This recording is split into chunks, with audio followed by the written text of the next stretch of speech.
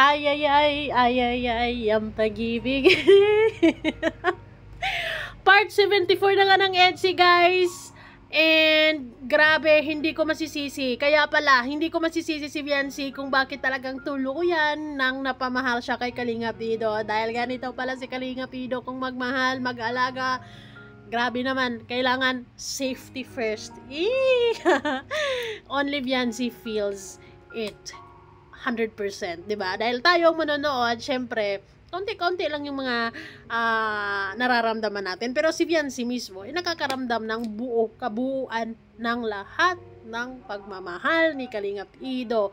100%. Dito sa part 74 na to, guys, ang vibe dito, para sa akin, bilang si Kalingap Ido, dito naman pinaparamdam naman niya kay Viancy kung gaano siya, or kung gaano niya bilang isang concerned boyfriend, 'di ba? Kasi yung past episodes kinilig tayo dahil si Viancy naman hindi nagdadalawang isip na ipaparamdam din sa ating lahat, or lalo na kay Kalinga Pido, yung paghanga niya or yung pagmamahal niya kay Kalinga Pido. Dito naman iba naman ang nararamdaman ko. Kalmado lang si Viancy dito, 'di ba? Hindi siya bumabanat dito, hindi siya masyadong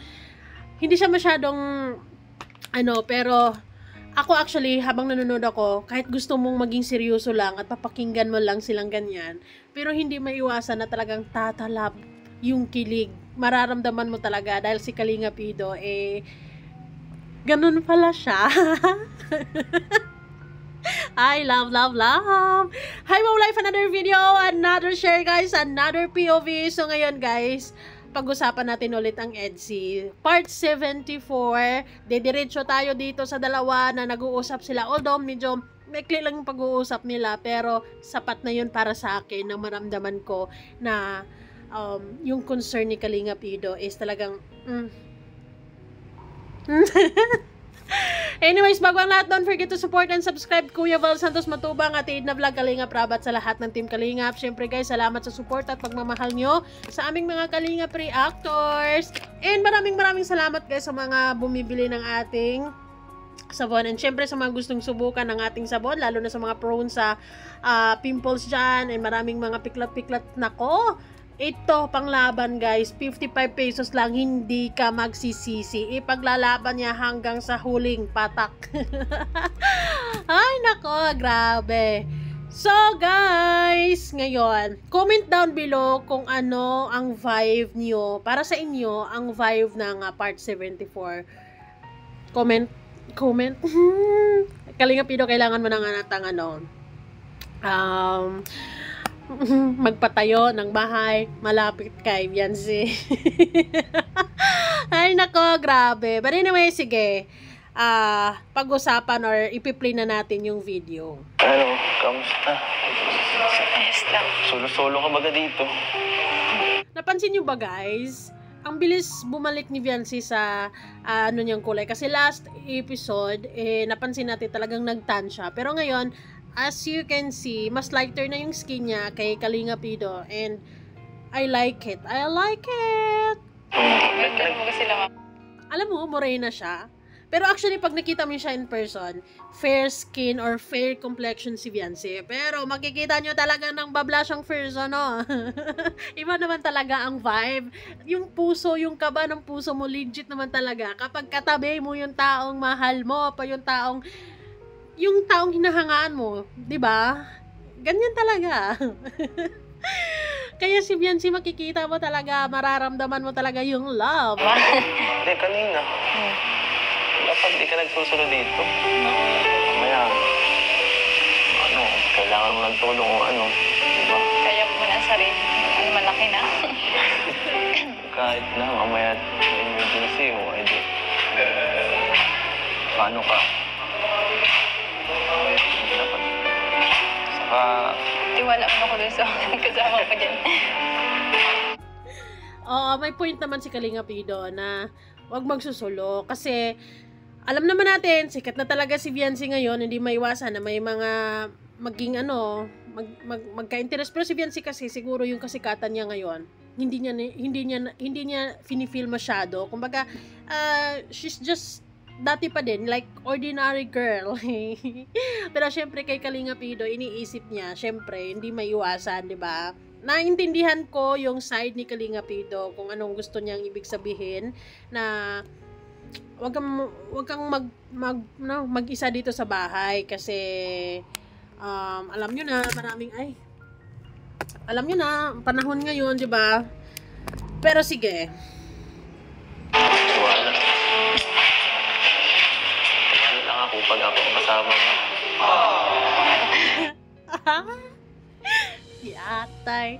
Si Beyonce talaga. Totoo naman yan. Kahit sino naman, walang tiwala, di ba?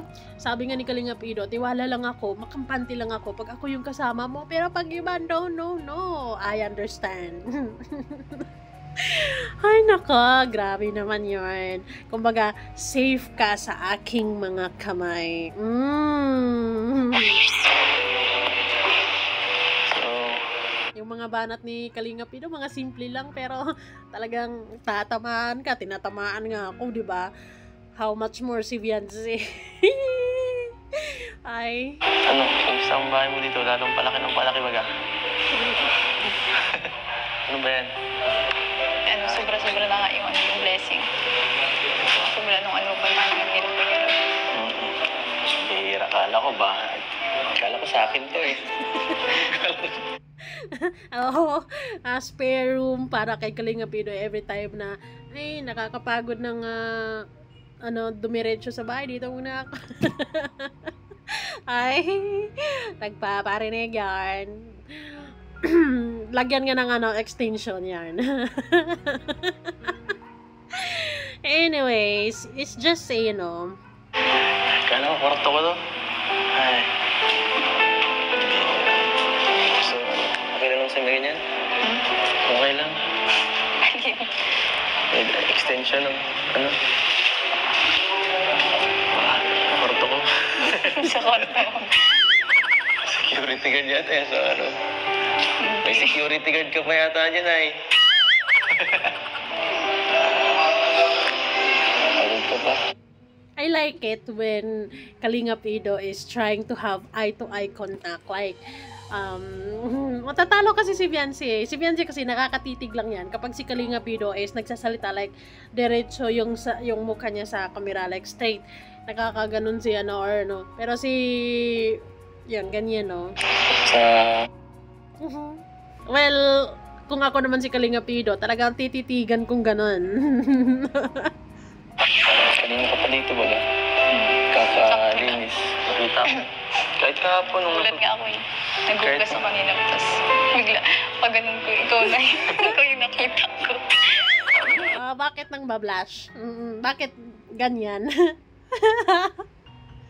Ika nakakaloka. Diba? Totoo naman talaga yan na sa mga nakakaramdam ng diba? Pag nakita mo yung crush mo, talagang legit yung kabog. Kabog ng yung damdamin. Hindi ako bumisita araw-araw. Surprise visit. Bumisita ako. Kanina Kuya Man. Yes. Siyempre, pero dapat nasabi ka. Kasi nagugulat ako. Kung nga, dapat love. Love.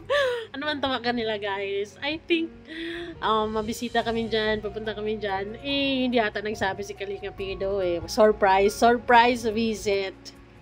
Pero in fairness, napakaganda ni Beyonce. Masanay ka na. Okay lang yun. Bahay ko rin naman yata ito eh. Diba? Nandang picture dito. Sabi mo, di na ako iba dito. One family, one kalingap. Ay, nako. Sabi mo, mag-go na tayo. Dahil sagang I love you ka. I like it. Yung pag-ano ni Beyonce. Ay, nako. Talaga naman. Alam mo minsan, kaming mga babae kasi minsan, I don't know if you guys agree, pero kaming mga babae kasi kapag like, napapagod kami or pagod or minsan andun kami nagiging nagiging prangka kami sa mga nararamdaman namin. Tapos yung time na yun na si Viancy, pagod din siya noon. So, kumbaga naging mas lalo kang magiging honest sa nararamdaman. Ano ba yun? Di ba? I love you ka dyan. May pagunting kurot pa ata dyan na.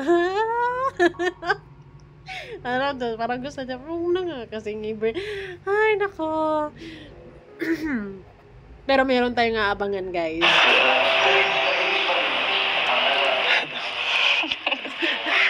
Huwag ka maingay. Secret lang natin yung pambira ka naman. Hindi mo pa nasasabi ka na, tita?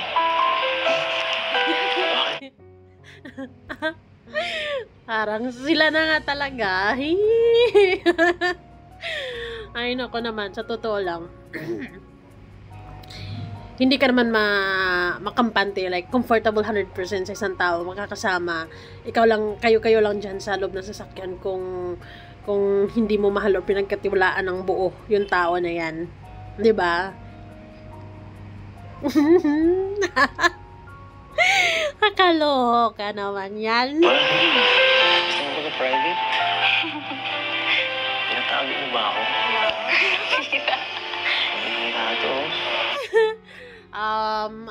Private pero hindi secret.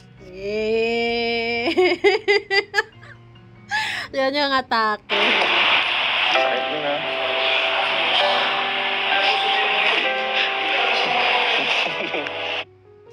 Yun yung tingin na yun yung tingin na yun yung tingin na parang it says a lot, 'di ba? It says a lot, 'di ba? Saka na yun. Saka na. Saka ako na formal sasabihin.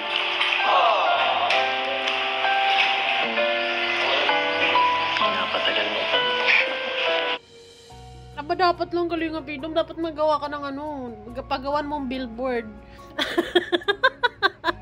Hindi kasi yung ibang yung ibang mga nagpo-propose and dinadaan nila sa fireworks, like may nakasulat sa fireworks na, will you be my girlfriend? Sa birthday ni Viancy, Kalinga Pidong, kaya naman, yun yung mo, 'di ba? Or gagawa sila ng sulat na gano'n, will you be my girlfriend? Basta yung effort ba? Effort. Yung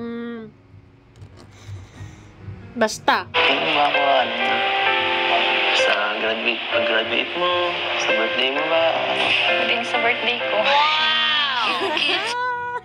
Meron nga talaga tayong abangan, guys. Tagal ng September. April, May, June, July, August. 5 months! Okay lang yan. Pero siyempre, Nako, hindi ko may imagine yung pag August, September. Pag August pa lang, si Kalinga Pidong mag-iisip na yun. Ano kayang estilo ko para maging na to. 'Di ba? Kasi yung iba, may mga group of friends yan para may magdala sila ng parang ganyan, yung banner ba tawag na, tapos will you be my girlfriend, yung iba naman dinadaan sa fireworks, yung iba naman harap-harapan ng proposal, ganon, or yung iba naman dinadaan sa t-shirt, yung suot na t-shirt, will you be my girlfriend ang nakalagay, di ba? Para ganon, para-paraan ba? Para maging na talaga, para abangan na namin yung susunod na kabanata ng NC as boyfriend and girlfriend. Yung alam ko sa totoo lang, alam mo yun, something talaga. Pero syempre iba pa rin yung official na sinasabi nila sa atin. sila mga napapanood nila yung mga eksena natin dito. Usapan. Ano yung sabi? Sabi nila, siguro kung ako yung nanay ni Viancy, ano din ako, ano na, 'di ba? Kasi ang sarap lang kasi din sa feeling yung ganito, na meron kang anak na ganito, pero yung iba kasi tinatago nila yung mga ganitong moment nila sa buhay nila, 'di ba? Kasi takot sila na baka kung ano sasabihin ng nanay or tatay. Pero dito sa nangyari kay Viancy kasi, since Naging ano kasi, formal kasi ang lahat. Kumbaga, dinadala nila tayo ng mga nakaraang araw. Noong 1980s, 90s, na yung mga manliligaw talaga is formal. Nagpapakita, bumibisita sa bahay, ganon. 'Di ba? Yun yung vibe nila, 'di ba? Yun yung vibe. And, syempre, bilang isang magulang, masaya sa puso na yung manliligaw ng anak natin. Wow. Nagpapakita, 'di ba? Hindi duwag, ganyan. Formal na Ayun na. Wala. Hindi ko pinapansin yung mga sinasabi nila. Gaya na. Mga mapang-asar yun eh, pag napapanood yung mga vlog natin. katulad ng last time, I love you. I love you, 'di ba? Pag ginaganyan ka nga ng mga magulang mo, ibig sabihin yan, natutuwa sila or nagugustuhan nila yung manliligaw mo, ganun. Baka natutuwa lang sila. Hindi ko alam. Basta inaasar nila ako eh. Hindi ko na lang pinapansin. Ano? Yun din yung ginagawa ni Taco. Hindi ka na. Dito na ako.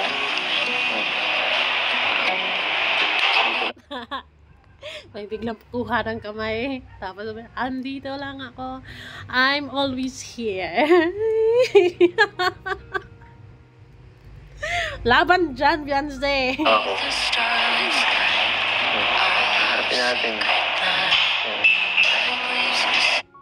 Yung mga EDSI boys, naalala ko, nung nakaraang, nung sa part 73, parang medyo na ano sila kay Kalinga Pido noon. Ano ba yan? Yung manok namin. -1, parang gano'n ba? Kasi, si Beyonce kasi, like for example, yung mga banat ni Beyonce, talagang tudo, di ba? Parang sapak, gano'n. Dito, ngayon, bumabawi si Kalinga Pido. Anong EDSI boys? Rate nyo si Kalinga Pido, kung ano nang rate niya ngayon dito. Kilala mo ako na mama mo naman eh.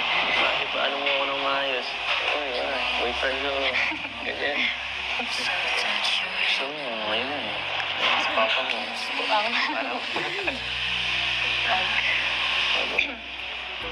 Sige lang, maghihintay lang ako.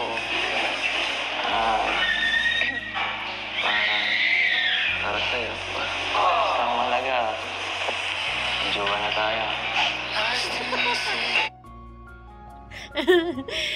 Jowa naman talaga kayo. Kumbaga, yung ang hinaantay naman, yung inaantay naman namin is official announcement. Pero I know, kayong dalawa, klaro na sa inyo ang mga bagay-bagay. For sure naman, di ba? Love, love, love. Love, love, love. Siguro proud na proud yung mga NC boys kay Kalinga Pido sa part 74. Yan yung manok ko. Hi!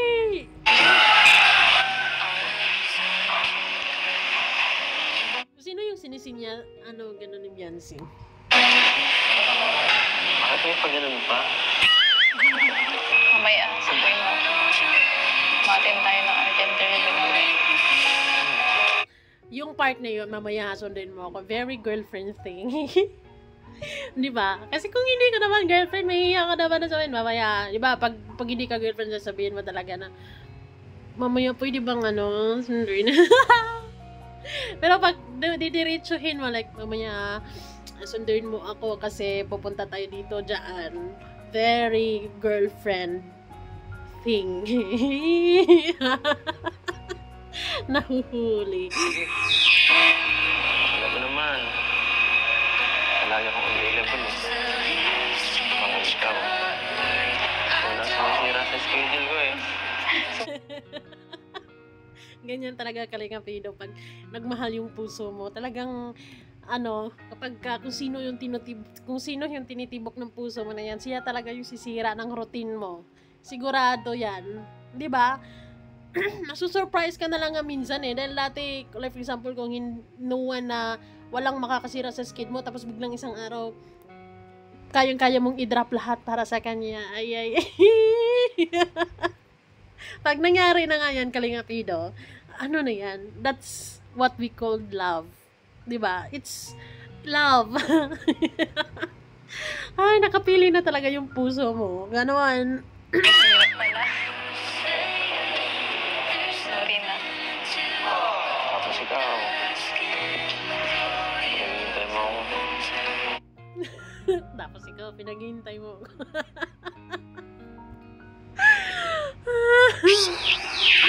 Chat ako. Kailangan lang ano. Hindi ako naniniwala. Sigurado ako bago matulog kayo, meron kayong good night. Diba? Love, love. For sure yan. Pero siguro may times na matagal magkapag-reply. Kasi, syempre, hindi ka naman nakakatutok sa cellphone mo. Kasi kung tututok ka lang sa cellphone, nag-aaral yan si Biancy. Tapos, malaki yung bahay niya para yung pagmimintin pa lang ng paglilinis diyan, malaking bagay yon, 'di ba? Tapos may mga kapatid diyan na yung mga kapatid niya malilit pa, hindi maiwasan na magkakalat yon, pero sa nakikita natin super malinis yung bahay, 'di ba? So alagang-alaga talaga. Day. Opo. Meron na baga? Ha? Umaga na. Ay, baka good morning. Ay, syempre, di ba, pag kinaumagahan, meron na naman yung, paggabi, bago matulog, good night. For sure. Tapos sa umaga, iba naman yun, Kalingapido, good morning naman yun. Di ba? Kita mo naman na ano, ang laking itong bahay baga. Sabi kong nililinis. Malinisin na natin yan. Para... Petition, Kalingapido, isama mo sa vlog mo na naglilinis kayo dyan. Kasi sa totoo lang, sa ganyan kalaking bahay, guys, medyo na matcha-challenge ka din talaga dyan sa paglilinis, 'di ba? Malaking bahay, matrabaho din, 'di ba? Syempre, lalo na kailangan nila pa manatilihin yung kalinisan ng bahay kasi may bigla-bigla na lang mga bumibisita dyan, 'di ba? Wala ka nang gagawin. Tapos sisilipin agad yan ng mga ano yung bahay niya, ganito, ganyan.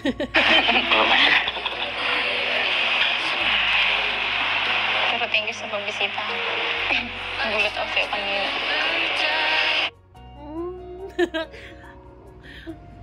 Guys, mag-comment nga kayo sa akin kung kasama ba si Biancy doon sa isang video ni Kalingap Ido, yung dinalam ni Kalingap Ido, yung mga beneficiaries niya, yung tatlong magkakapatid. Sinong cameraman doon? Camera woman. Ay, teka lang, na-remember ko. Diba? It's a very girlfriend thing. Like, sama mo naman ako sa sa pag-scout mo. Dahil kung hindi, mahiya ka naman talagang ganun, diba? Malay mo, may ibang kasama dyan. Pero pag girlfriend, sama mo naman ako. Pag wala akong pasok, sama mo ako. Tapos Kalingapin, naman, walang problema. Inaano lang naman kita sa, ano mo, diba? So, that's one proof, diba? That's one proof na it's a girlfriend thing, yung pagsabi ni Biancy na gano'n. Tapos, kahit nung pauwi na lang sila Kalingapin noon, last episode, remember nyo guys, nung part 73, ay nire-remind pati ni Biancy na sasama mo ako sa next ano, di ba? Huwag kang nakakasama na ata yan eh. Gusto ko nga lagi na pusita dito eh, para makinta ka. Sorry, check time to time. Kung kung okay ka lang. Pag na-scout ako dito, basta huwag ka lang masasanay dito mag-isa. Lalo na pag medyo dumidilim na, di ba? Kasi pag nabisita ako dito, halos walang ilaw eh. Pag nahatid ako, di ba? Nakakatakot. Patay ang ilaw dito. Pag nabisita ako, wala na talaga. Patay yung ilaw kasi anong oras ba kasi kayo nauwi? Anong oras mo ba hinahatid si Biancy, Kalingapido? Mga anong oras ba kasi yun? Di ba? For sure, mga alas 6, alas 7. Ay, open pa yung ilaw. Nasuot stalls na yung taas. Patay na talaga yan kasi natutulog na. Di ba? Napaghalataan kayo na anong oras ba kasi yun? But anyway, sige. Makita eh. Kaya ako minsan, hinintay muna kita makapasok bago ka. Hindi na. Oh my God.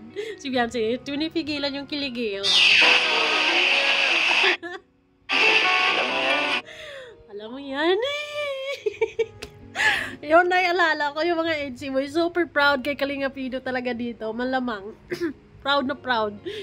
Ay, nako, nakakaloka. Pero, sobrang plus pogi points yun Kalinga Pido, yung ganun. Hindi mo lang simple, basta naihatid mo lang. Pero syempre, bago ka humarurot, diba, bago mo, sinisigurado mo talagang nakapasok na siya, like, safe na talaga, yung 100%, diba? Diba yung tipong nakapag-lock na siya sa pinto, dahil baka, pagka alis mo, biglang may sumulot, bigla na lang pumapasok, tapos hindi pa totally na ilock yung pinto, diba? And then, si Kalinga Pido, yes, sinisigurado talaga niya na tsaka siya alis kapag nandun na 100% si Beyonce sa loob, tapos nang-ilock na yung pinto, para panatag. Ay, tingnan mo yun, sobrang pulang-pula yung mukha ni Beyonce, kasi syempre, sobrang nakakaloka. Tingnan mo yung itsura ni Kalinga Pido. Ganon yan eh. Sabi nga nila, kapag masaya yung taong mahal mo, triple times 10 yung kasiyahan mo din. And yes, Kalinga Pido, yung pangbablush niya hanggang liig. Naintindihan ko nga sila kayo pag mas okay yung bakod mo na unahin. At yun ang mas kailangan nyo ngayon. Yes, totoo. Actually, yung sa nangyari sa bahay nila, it's kulang lack of communications, 'di ba?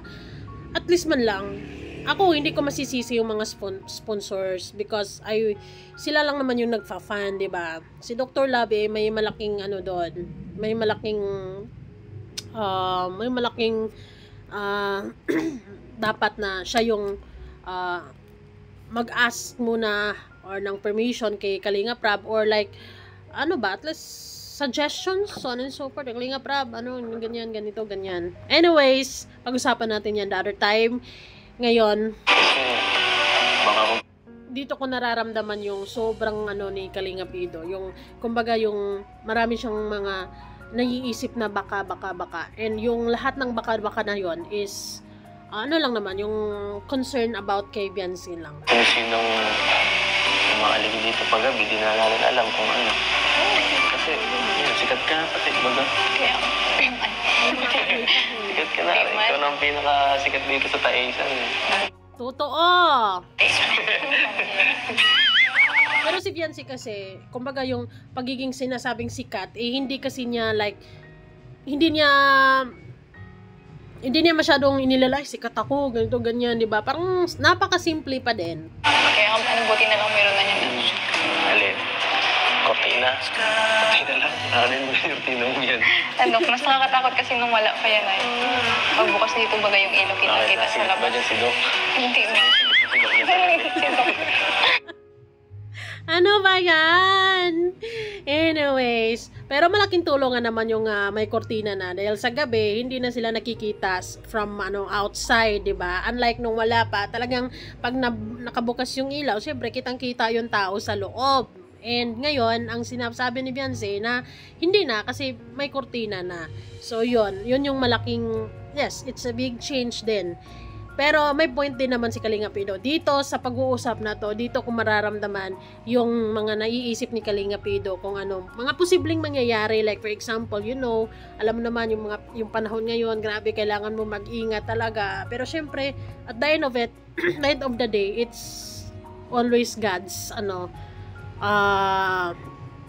mag-pray ka lang, 'di ba? For your safety, for the safety of the whole family, 'di ba? Syempre.